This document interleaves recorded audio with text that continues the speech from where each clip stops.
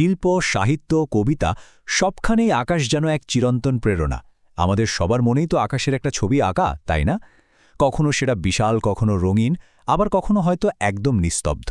চলুন আজ কবিতার চোখে আকাশের এই দুটো ভিন্ন রূপকে একটু কাছ থেকে দেখি। বাহ, কি শক্তিশালী একটা লাইন! এটা শুনলেই মনে হয় যেন সব বাধা এক মুহূর্তে সরে গেল।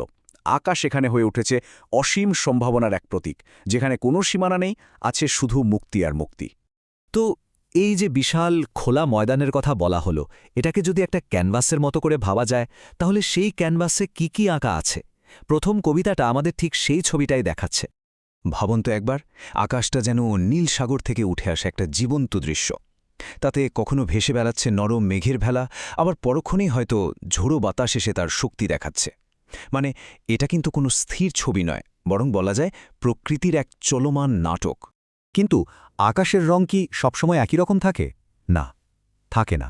আর এখানেই আমাদের আজকের বিশ্লেষণের সবচেয়ে মজার দিকটা।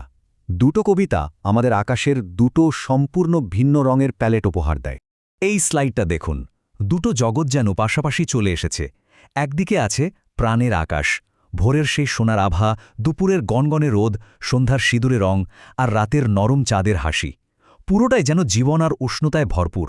আর তার ঠিক পাশেই দেখুন নিস্তব্ধ আকাশ, একদম ধূসর, ঝাপসা আলোয় ঢাকা, আর অন্ধকারে নীলচে আভা মাখা। এখানে রঙগুলো অনেক শান্ত, অনেক বেশি অন্তর্মুখী। আচ্ছা, এই যে রঙের এত তফাৎ, এটা আমাদের মনে কি ধরনের অনুভূতি জাগায়?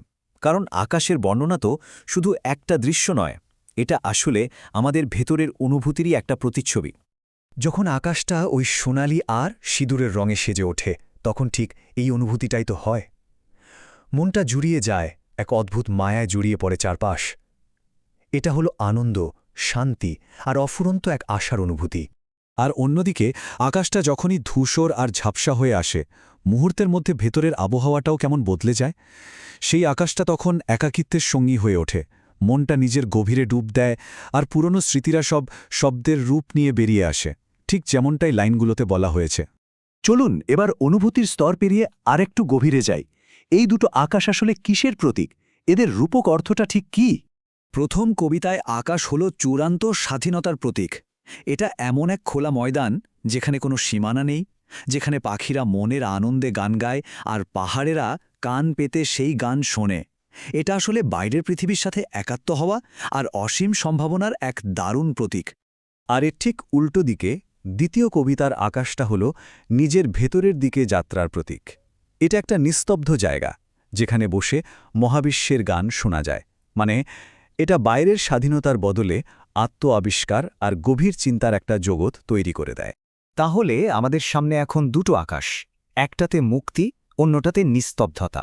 কিন্তু এগুলো কি সত্যি দুটো আলাদা আকাশ, নাকি আসলে একই আকাশের দুটো ভিন্ন প্রতিচ্ছবি? মূল কথাটা হলো, আকাশ আসলে একটা আয়নার মতো। এই স্লাইডটা বিষয়টিকে খুব সুন্দরভাবে তুলে ধরেছে। আকাশ কখনো অসীম স্বাধীনতার কথা বলে, আবার কখনো গভীর একাকিত্বের সঙ্গী হয়। এটা যেমন বাইরের প্রকৃতিকে আমাদের সামনে তুলে ধরে, ঠিক তেমনি আমাদের ভেতরের স্মৃতি আর অনুভূতিকেও প্রতিফলিত করে। আসল কথা হলো, আকাশের অর্থ কী হবে তা নির্ভর করে যে দেখছে তার মনের অবস্থার উপর। তাই এই পুরো আলোচনার শেষে একটা প্রশ্ন থেকেই যায়। প্রত্যেকে যদি একবার নিজের মনের দিকে তাকায়, তাহলে তার আকাশ আজ কোন রঙের? সোনালি আর সিঁদুরে, নাকি শান্ত, স্নিগ্ধ আর ধূসর?